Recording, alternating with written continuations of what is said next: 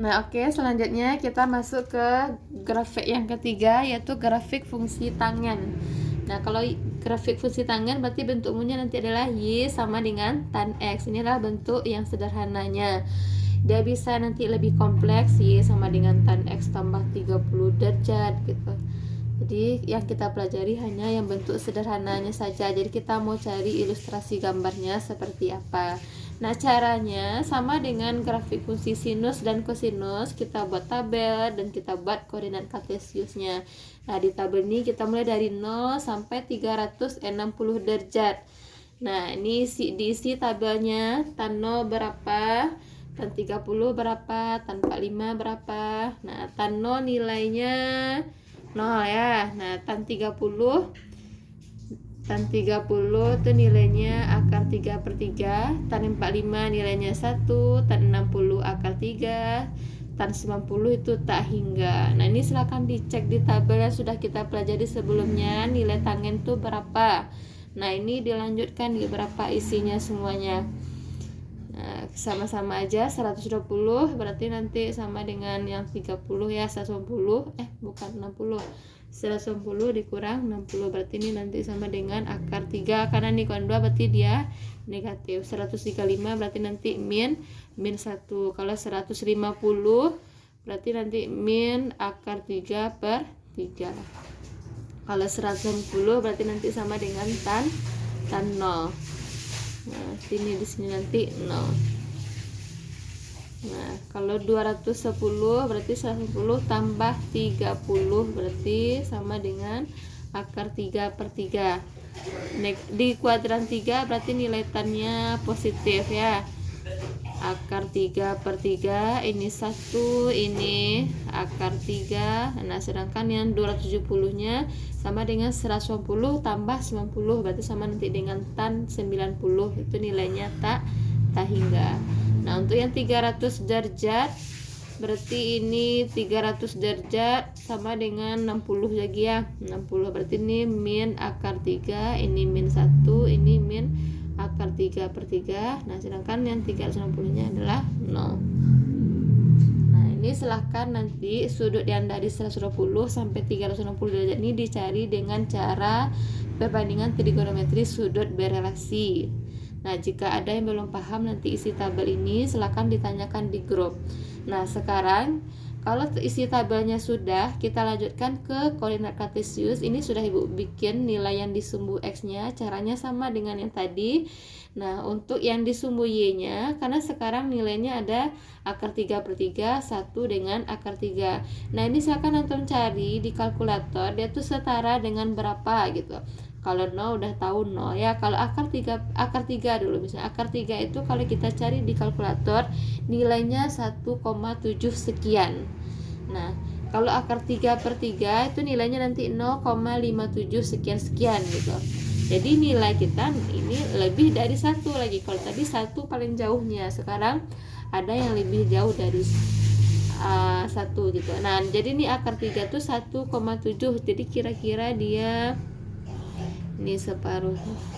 Kalau ini kan setengahnya, berarti kita tambah lagi setengahnya di sini. Cuma kita lihatkan sedikit. Nah, kira-kira di sini yang akar 3.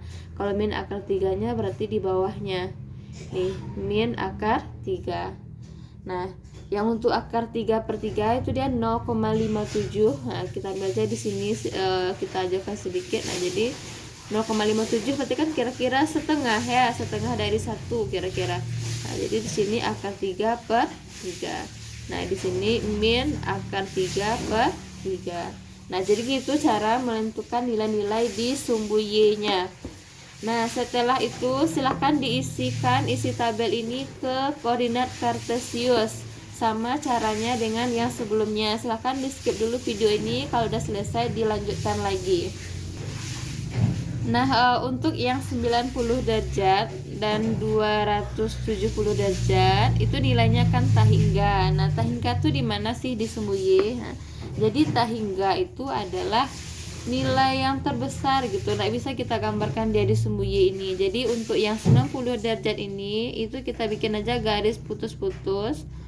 Nah, itu nanti namanya adalah garis asimtot. Nah, garis asimtot itu garis yang tidak akan pernah dilewati oleh grafik. Jadi dia hanya mendekati saja, namun dia tidak akan pernah melewati. Jadi di 90 dan 270-nya kasih aja garis putus-putus merah ya, kalau punya warna merah.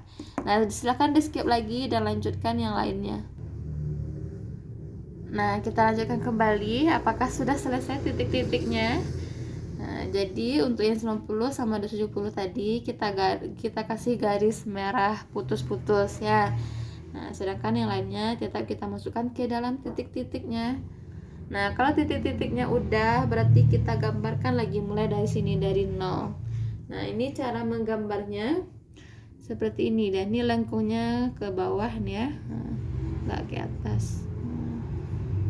Jadi gini, dan nanti dia tuh nanti akan lanjut ke atas sampai mendekati nanti garis yang 90 ini, tapi dia tidak akan pernah memotong garis yang 90 derajat. Nah, karena nih garisnya udah ada batasnya di sini, berarti untuk yang berikutnya kita mulai lagi dari bawah. Kita mulai lagi dari bawah. Nah, gini gambarnya. Nah, ini berbelok lagi bentuknya.